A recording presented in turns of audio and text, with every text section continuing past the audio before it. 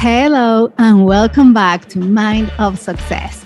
I'm your host, Moni Millares, a Mexican British living in Asia. I work in fintech and build digital banks from scratch. In my years in the industry, I've realized most of us are in a vulnerable financial position. However, building a business can be a catalyst for change. So I created this podcast. It's about business stories we do not talk about. I chat with entrepreneurs, CEOs, and experts about their journeys, struggles, and lessons to extract gems of wisdom and practical tools so that we can thrive and create the impact we want.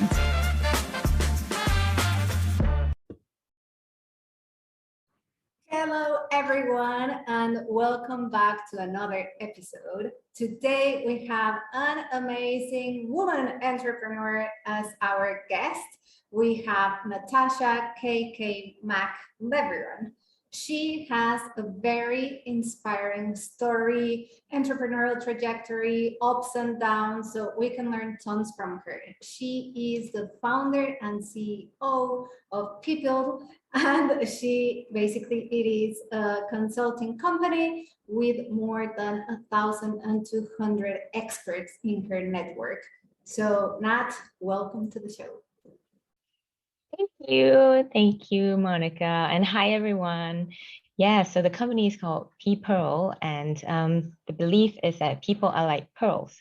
So we all start out from a very, very humble grain of sand, and with the correct sort of nurture and fostering, we can all become precious and unique, like pearls.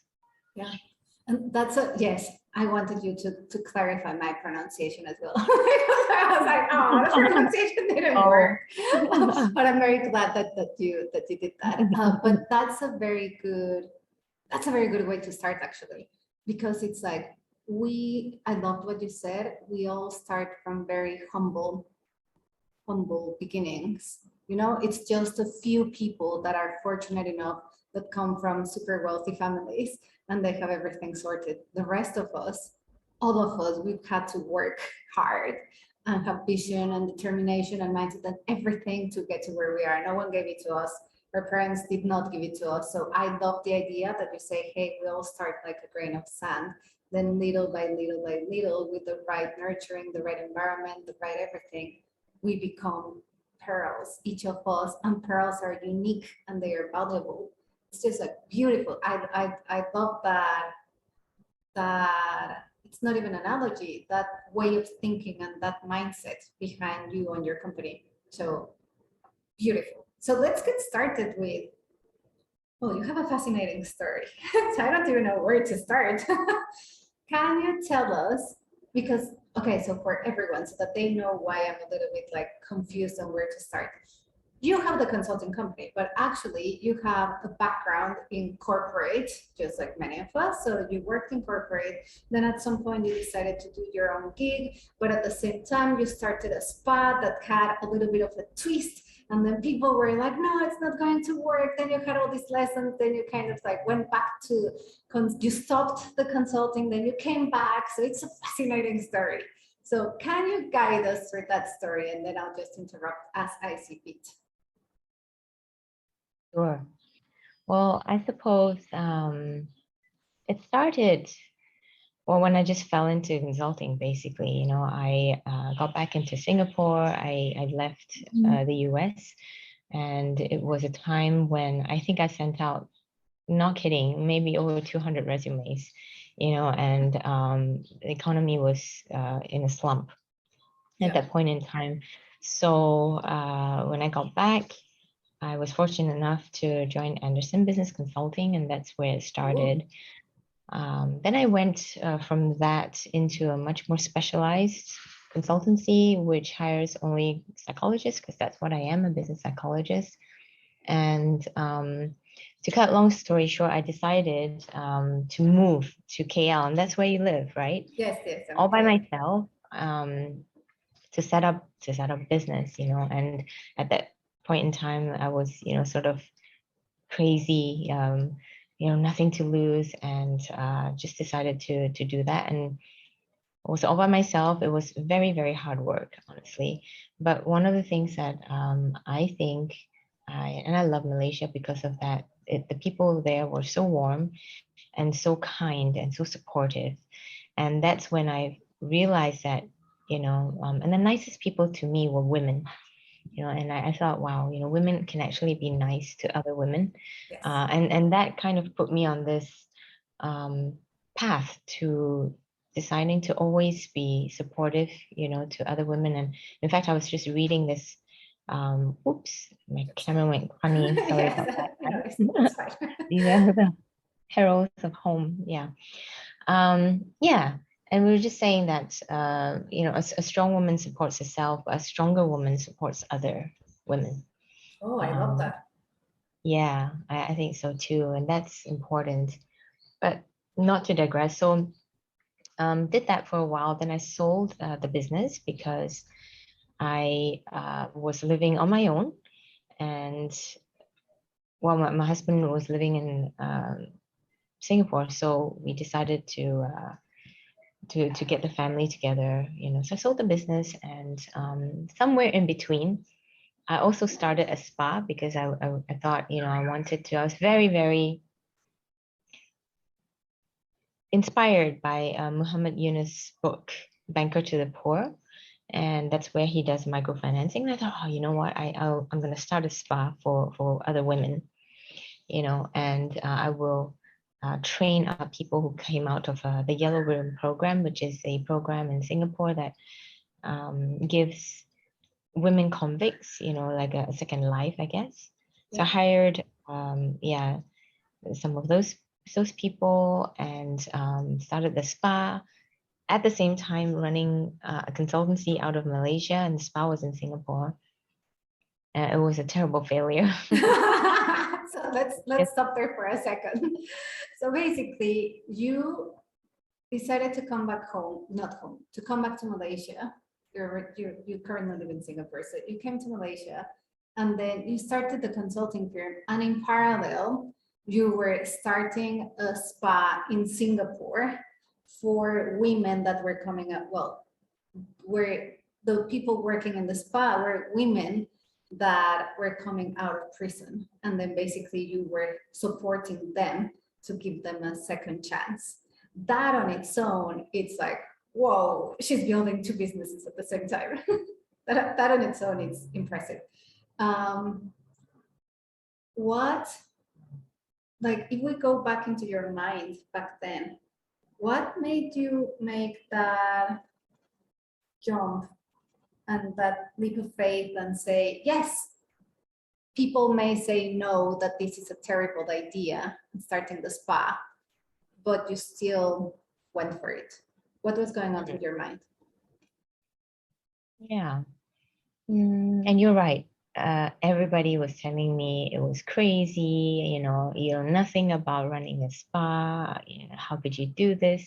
And I think that was partly the fuel that made me say, I'll show you, yeah. And of course, like I said, it was a terrible failure because the setup costs were very high.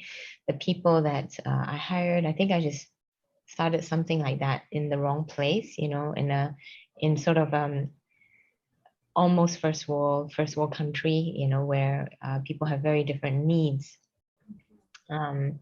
Yeah, but I believed in it, and I really wanted to make it happen. Amazing. And yeah. So it was, let me deep dive on that. Did you believe in the idea, or it was you believe in yourself, and even though you saw the gaps in the idea, you wanted to give it a try? Yeah, I think sometimes entrepreneurialism, a lot of it is belief that it can happen, and then if it doesn't, because lots of things I've done Exactly. don't work out well, learn from those, like take all the lessons you can, and then don't stop believing in it, because there are going to be lots of people who will tell you all sorts of things. And your mind, it will tell you all sorts of things, on bad days, bad month, you got, oh my God, what am I doing? And I go through this all the time. We all do. But We all do. yeah, Yeah. The mind, sometimes it's other people, but no, it's our own mind. It's the one that tells us. yeah. But it's just, having that, like, yeah, faith and belief. Yeah. And then Yeah. finding good sounding boards, maybe. Oh, that is To, very important. Yes. yeah. Yeah. Good And sounding I like hearing boards. from people. I like hearing from people who will challenge me, who will tell me why it won't work. Because then that makes me sharper, but don't let those negative, views kill you. It just say, okay, yeah, that's a good point. How have I covered that angle? And if I haven't, how can Hmm. I go? Yeah. Yeah, that's a beautiful mindset because then it's not criticism getting defensive. It is listen to what others are seeing with a different perspective and then say, oh, have I covered that angle? Beautiful mindset. How Yeah. how do you find those people to have that sounding board? I do find that one of the most difficult things as an entrepreneur or someone that has a passion project is you have all these ideas, but of course, ideas in your head and on your own, they are not as powerful as when you bounce back ideas with someone else, but you're on your own, basically. And then it's like, how do you get the feedback from others such that it's genuine? Um, I think I think in my life, I've tapped on, countless number of people for bits of advice everywhere, and for that I'm extremely thankful Yes. to really, everyone who has been on this journey. Sometimes it's a passing comment, sometimes it's a 4-hour conversation, Yeah. and all those bits and pieces mean something. Yeah. But like I said earlier, having sounding boards, a few different people who are very different from you, very different from the work that you do, and then some people who are similar as well, and just say, look, I need to hear the truth. I love Tell that. me the Yes. yeah. Yes. Because otherwise we can just go blind without seeing Yeah. either a big opportunity or a big risk. We just don't see it because we don't. And then basically perspective of others help us. Yeah. Awesome. Before you said that you use sounding boards, you also mentioned you had to have, it came down to having faith. How do you cultivate that faith? That's a good question. I would say, I think it starts from small wins. Every time you do something, um,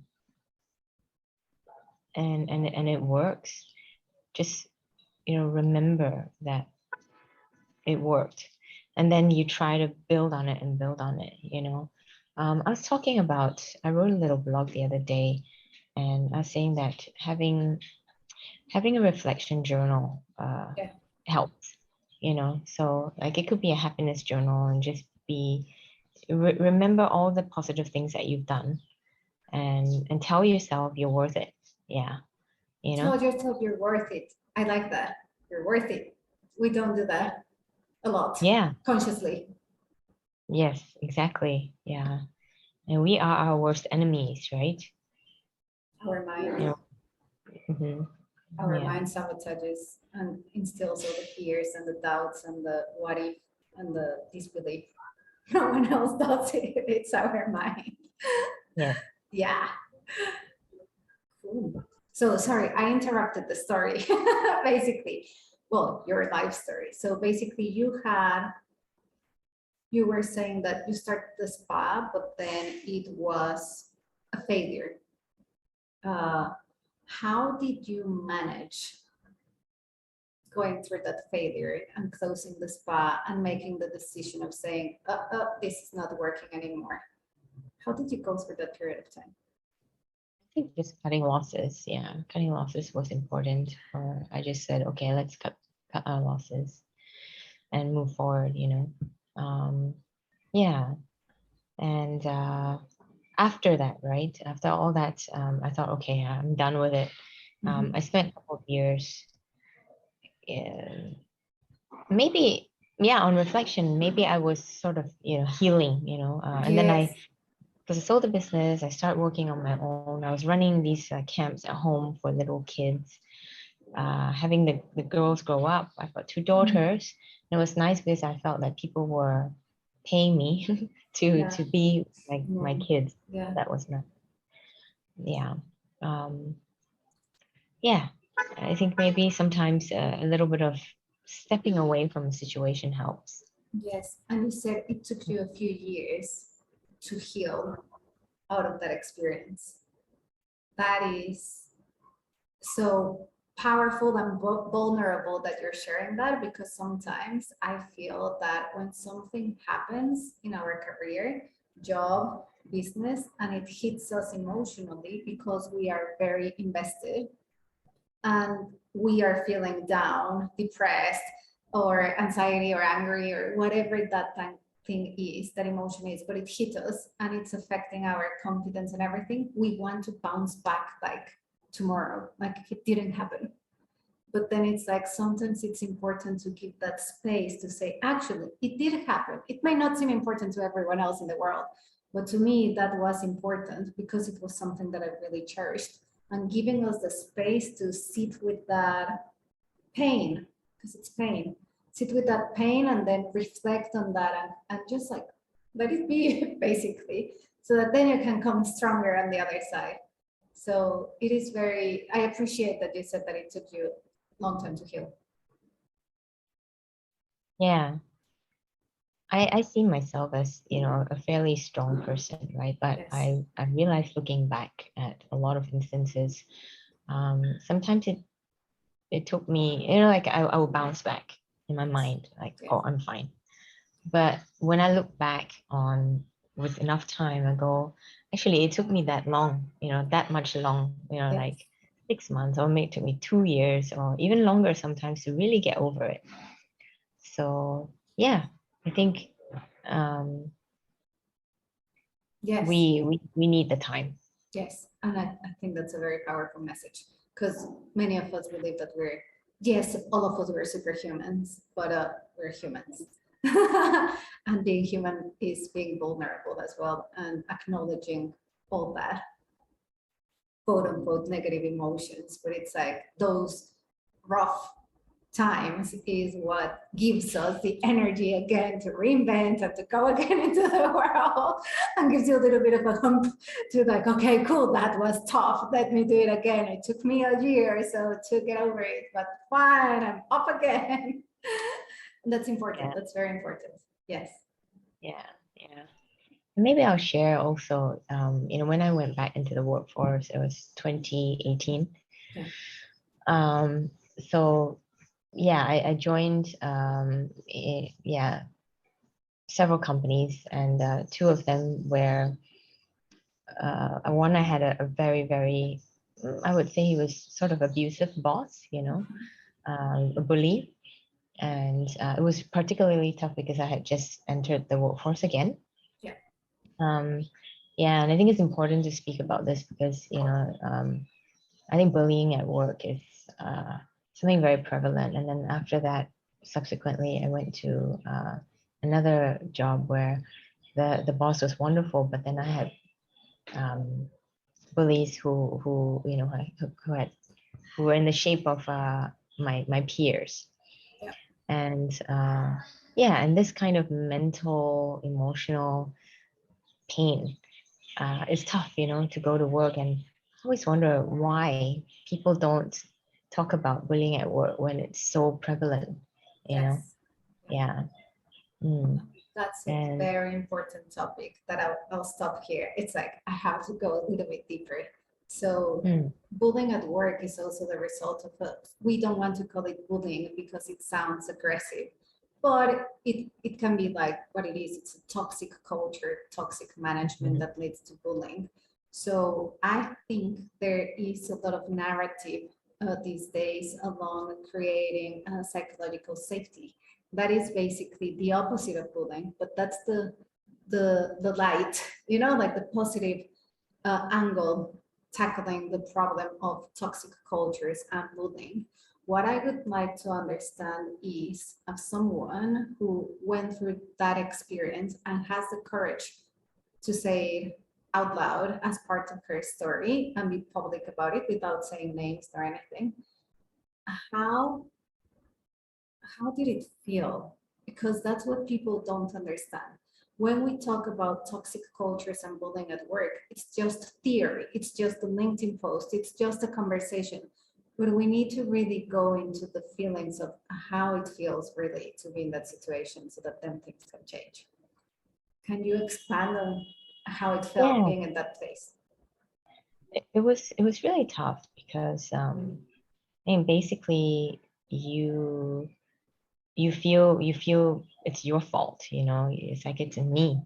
Something is wrong with me. And it eats at you every day. It really breaks down your confidence. Um, yeah, it's tough, you know, and it doesn't matter what everyone else around you is saying, you know, and somehow you know it, you know, because they're like, look, it's that person's problem. It's not you. Look, Yeah, you're not the only one. All your other colleagues feel the same because you have these conversations. Or look, you know, so many people are leaving, so it's not you. yeah. And it's very difficult to, and you might know it, but you don't Yeah. feel it. Feel it. Yes. Yeah, It's like, yes, in your mind, the logic mind knows, but the heart and the emotions, the emotional being, even though the mind knows, like it yeah, affects. Yeah.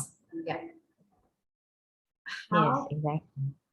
when you were going through that experience, how did you cope with the lack of confidence at work and constantly being told directly or indirectly that your job was not good and you were not doing a good job?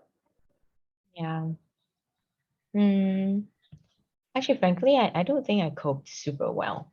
Yeah. Yeah, I thought I was, you know, like okay, like every weekend you're going, all right, I'm gonna steel myself and I'm gonna go back and it'll be fine. Yeah. Um, I think really the only way to do it is to remove yourself from that situation, you know.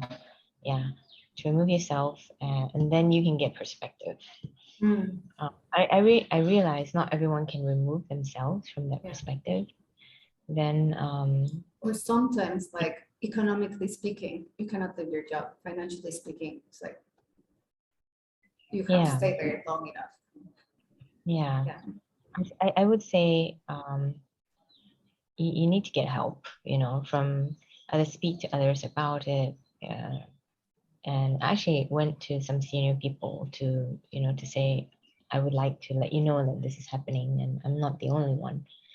And the worst thing that happened in this situation, at least, was that the senior people said, oh, we know that. Oh, And I think my message is, you know, if you are in an organization, especially if you're in a power of authority and you can do something about it, and if you don't, then you're just as culpable, you know? Yeah, I because you agree. allow it. I You know, and if agree. you allow Yeah. it, then the space is not safe, like you're saying, you know, you're not helping to create that safe space. Um, yeah, you know, but yeah, like, you know, speak to people, try to get help, um, try to just find ways to distance yourself. Yeah. Yes. Mm. Yeah. Because But it's very real. Yeah.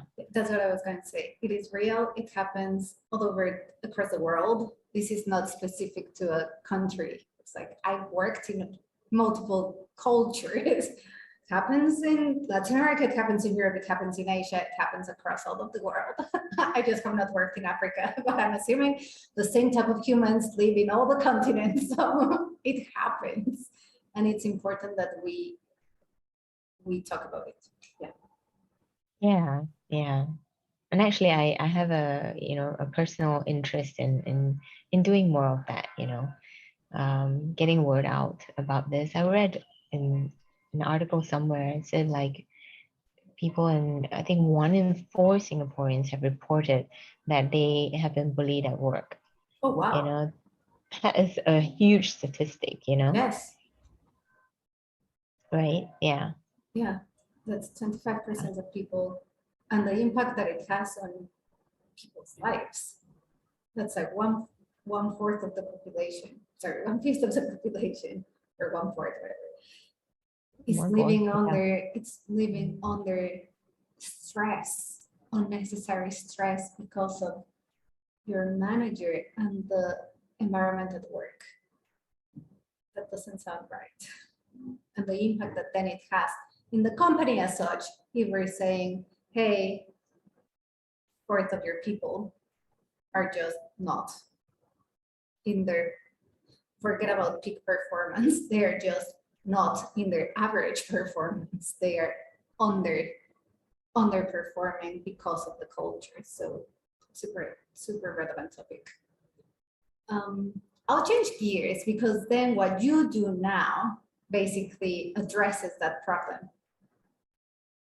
Like the type Yeah. of work that you do, it's basically, it's, I don't know if you planned for it or it just like evolved like that, but in my eyes, as we talk about it, I'm like, yeah, it's a very strong problem. You have a solution as well. Like you've created a company that helps create a more inclusive, collaborative, empowering environment. Yes. Yeah. Definitely. I think us as an organization ourselves, we work very hard to ensure that everybody has a voice. And I think it's because of that, being in so many toxic cultures, I really want to ensure that ours is healthy, happy. Yeah, so that matters. And in the programs that we create for our clients, we have a lot of experts who are speaking out for diversity and inclusion. There are also experts who talk about compassionate leadership. I mean, these are all topics Yeah. that we champion and we put into leadership programs, or be it lunch and learns and so on. Yeah. Yeah. As yes, I'm like, I have like two conflicting questions in my mind. How do you put this in practice as a manager, as the CEO of the company? Because sometimes I find it's like, yes, it's easy to be the subject matter expert and, like build all these trainings, but then in-house, like the environment in the company may not be in alignment with what you preach. But based on what we spoke, you are in alignment with what you preach as such. So, or at least making the effort.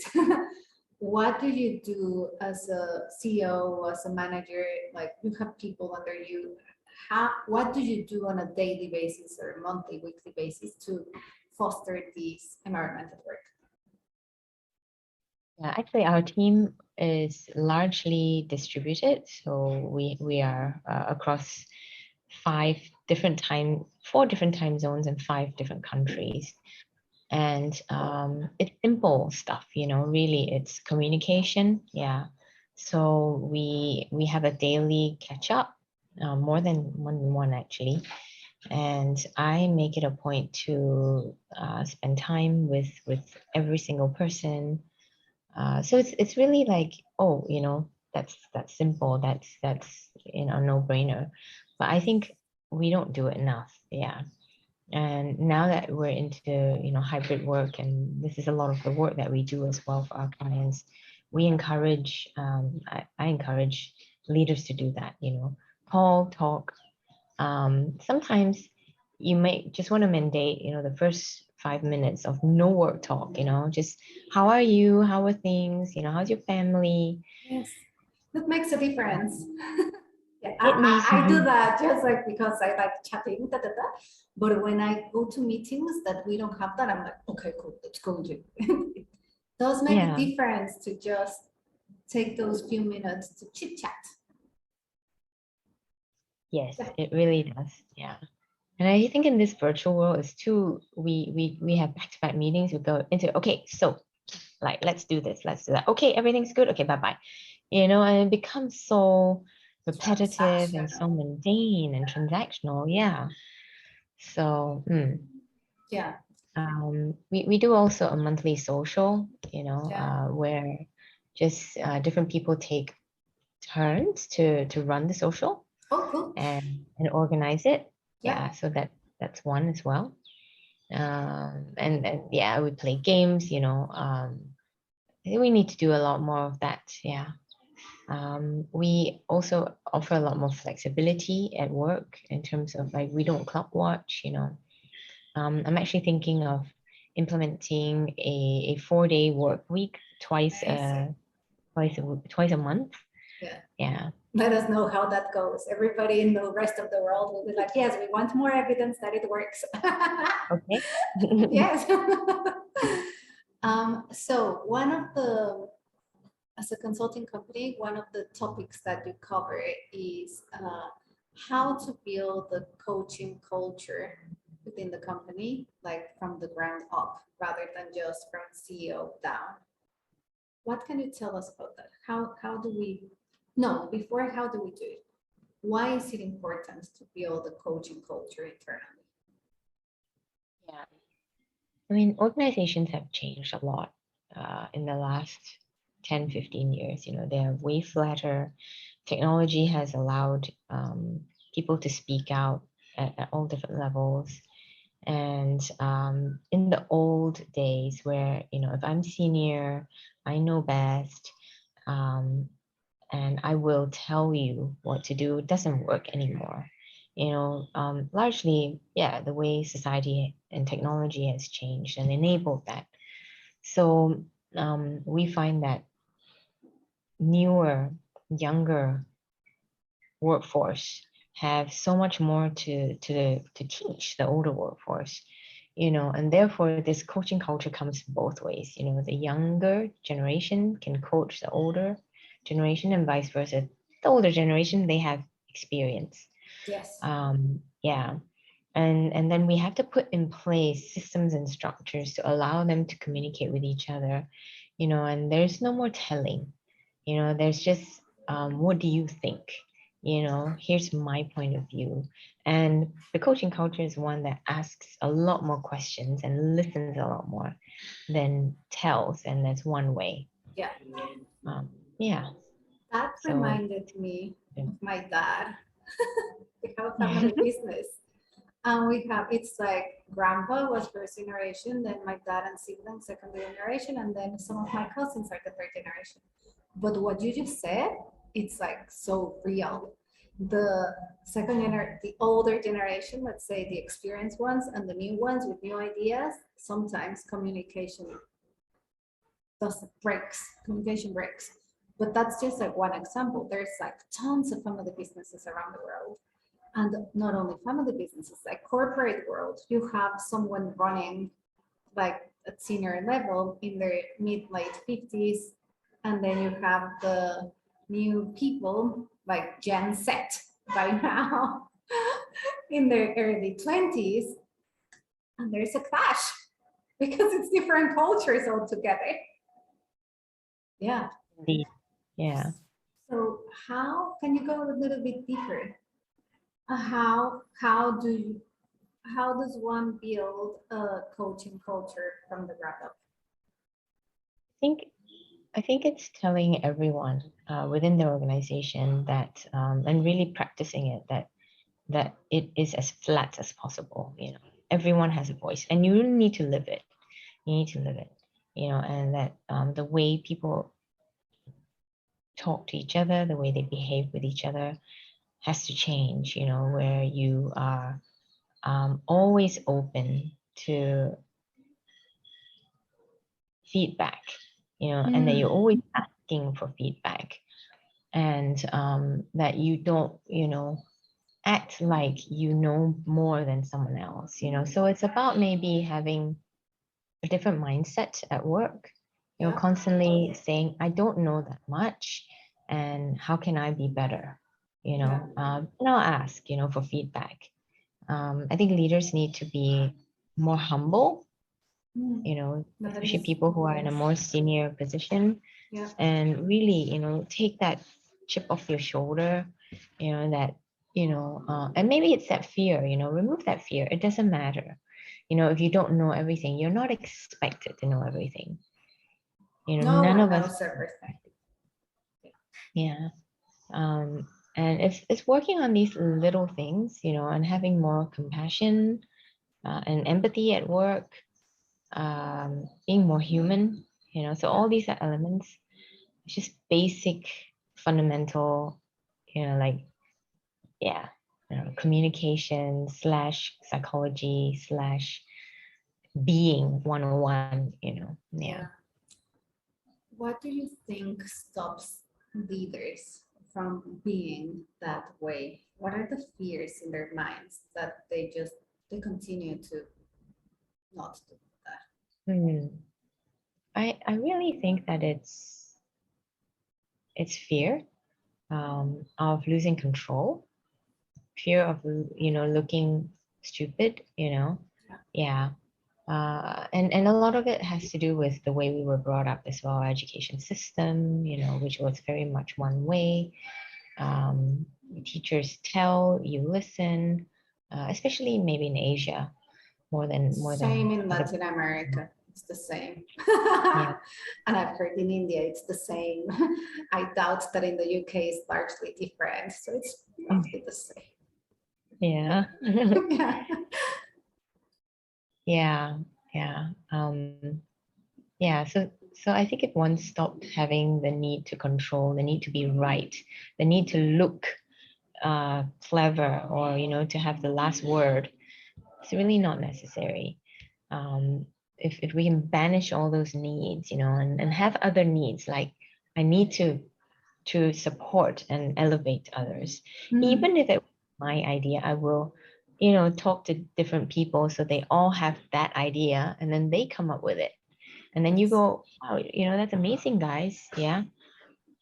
Because it's like, yeah, you know, so change your needs to building others up, change your needs to having an interest in what they're doing, change your needs to, yeah, you know, not having all the answers, change your needs to learning from others instead of telling others or even like teaching others. Mm. That's a beautiful switch of mindset. It's even like what I pictured. It was like I see our brains as computers. So it's like it seems like we had like a disk, and then you kind of remove that one and you put another one with more of a curiosity mindset. And like you say, more humble, more elevating and empowering others. I love the word celebrating. Like we're celebrating people, we're celebrating others, we're celebrating each other and what we're doing. It feels even like not a minor switch. It's not a minor tweak, but it's a hey, let's change the mindset and the conversation altogether. Yeah. Yeah. How? Because like I am thinking as someone who's listening, and it's a yes. How?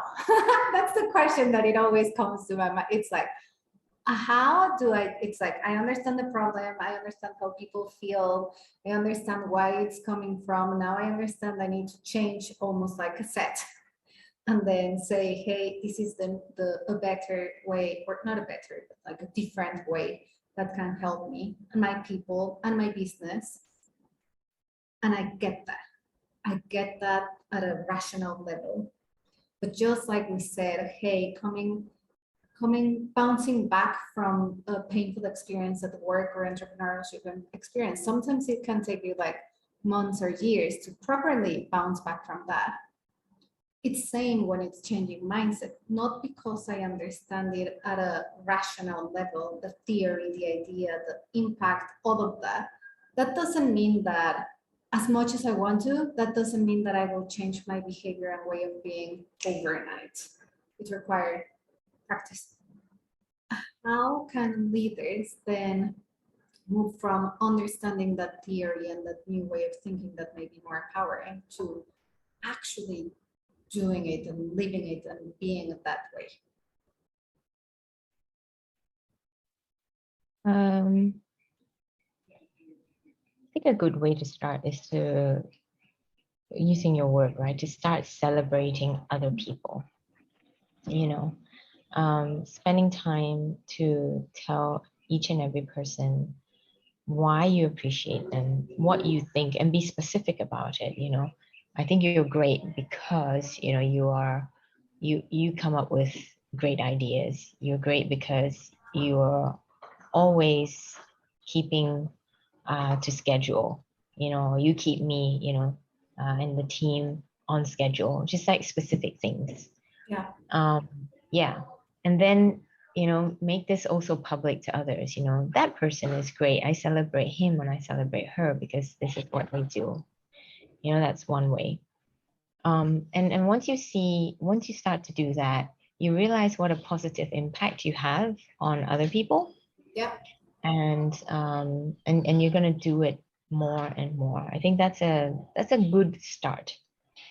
Then just asking others, maybe by starting conversations by saying, using more of the how questions. How can I do, how do you think this is? How can I do it better? How can I support you?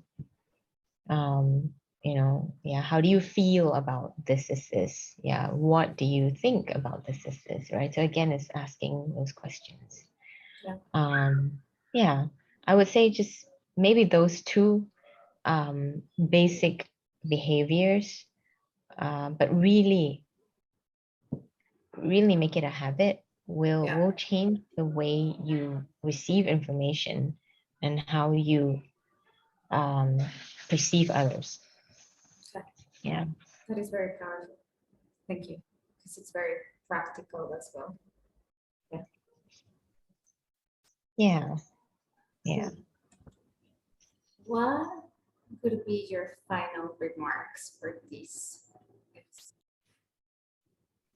Because I started the day thinking about building each other up, I would say, people need to build others up. Yeah.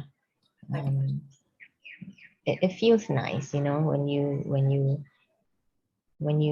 see someone else succeed. It feels nice and it will come back, it will come back to, because you are actually doing so much more for yourself when you do something for others than you realize. Yeah, emotionally, cognitively. I think build others up, and women need to build other women up. That's my last comment, I think. Yeah. Yes. Well, it's been an absolute pleasure having this conversation with you. Thank you, Nat. So much, yeah, with me as well. It's been one speaking. Yes, thank you. It's been a genuine pleasure. For everyone listening, please remember to listen back to the episode and take one idea that you think will change your life. Just take one, not all of them. Pick one that resonates and then take action, implement it, and then take it from there. It's been a pleasure, and I'll see you next week. Speak soon. Thank you, guys. Bye-bye.